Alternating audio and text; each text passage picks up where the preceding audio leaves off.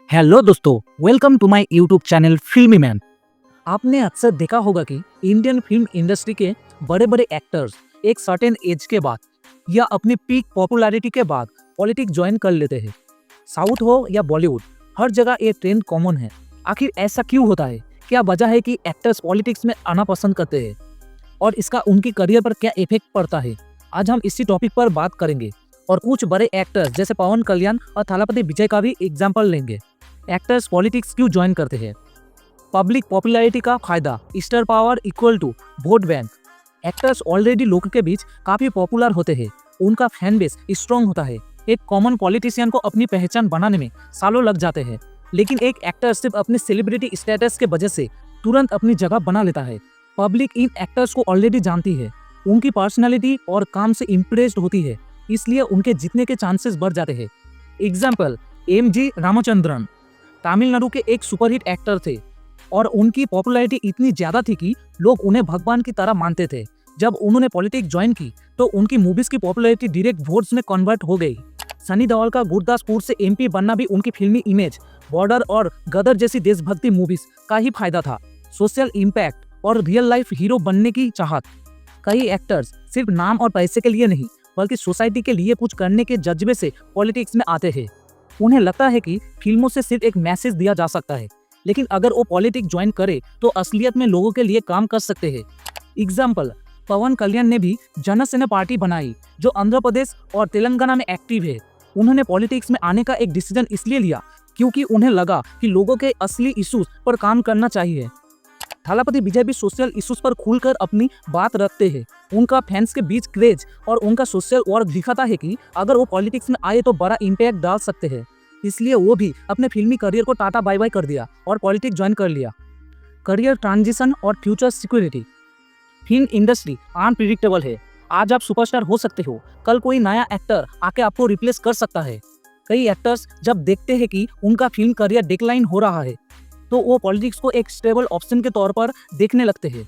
Politics में एक बार position मिल गई तो जिंदगी भर एक आइडेंटिटी बनी रहती है।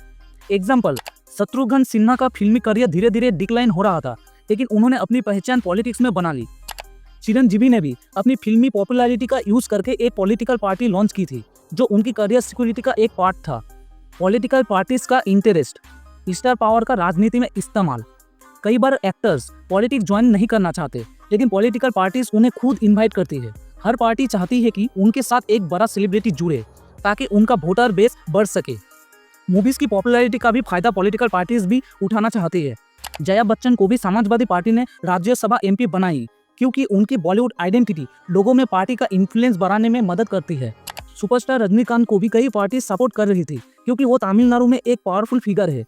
साउथ इंडिया में एक्टर्स को सिर्फ एंटरटेनर नहीं बल्कि एक लीडर और इंस्पिरेशन माना जाता है। वहाँ एक्टर्स की एक कल्ट फॉलोइंग होती है जो उन्हें भगवान की तरह पूजती है। ये लॉयल्टी पॉलिटिक्स में भी उनके साथ चलती है। एग्जाम्पल, एमजीआर और जयललिता की सुपरहिट फिल्मों की वजह से उनके फैंस उन्हें सीएम बना दिया।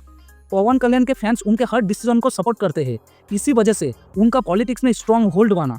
थालापति विजय की फिल्म्स में जो सोशल मैसेज होता है उससे उनके फैंस उन्हें एक फ्यूचर लीडर की तरह देखने लगे हैं। वो 2026 में अपनी पार्टी बनाने वाली है। पॉलिटिक्स का फिल्मी करियर पर असर। पॉलिटिक्स ज्वाइन करने के बाद एक्टर्स का फिल्म करियर या तो स्लो हो जाता है या फिर एंड हो जाता है। बहुत कम एक्टर्स पॉलिटिक्स और एक्टिंग दोनों को बैलेंस कर पाते हैं। ऐसे एक्टर्स जो पॉलिटिक्स के साथ एक्टिंग भी कर रहे हैं। सनी देओल बीजेपी एमपी होने के बावजूद फिल्म्स में भी नजर आते हैं। कमल हसन पॉलिटिक्स और फिल्म्स दोनों में एक्टिव है, जिनके फिल्मी करियर पर इफेक्ट पड़ गया। जया बच्चन पॉलिटिक्स में आने के बाद उन्होंने एक्टिंग ऑलमोस्ट छोड़ दी। बॉलीवुड वर्सेस साउथ इंडस्ट्री, कौन ज्यादा पॉलिटिक्स में सक्सेसफुल है? साउथ इंडियन एक्टर्स पॉलिटिक्स में ज्यादा सक्सेसफुल रहे हैं क्योंकि वहां लोग अपने एक्टर्स को भगवान की तरह ट्रीट करते हैं। South Indian successful politicians, M G. Raghuchandran Tamil Nadu के सीएम बने। जयललिता एक सुपरहिट एक्ट्रेस से तमिलनाडु की एक पावरफुल लीडर बनी। पवन कल्याण जनसेना पार्टी के लीडर है। थालापति विजय फ्यूचर में अपनी पार्टी ला रहे हैं। बॉलीवुड पॉलिटिशियन जितनी फेम फिल्मों में थी उतनी पॉलिटिक्स में नहीं मिली। शत्रुघ्न सिन्हा पॉलिटिक्स में आए लेकिन उतनी बड़ी सक्सेस नहीं मिली। गोविंदा कांग्रेस से एमपी बने लेकिन जल्दी ही पॉलिटिक्स छोड़ दी।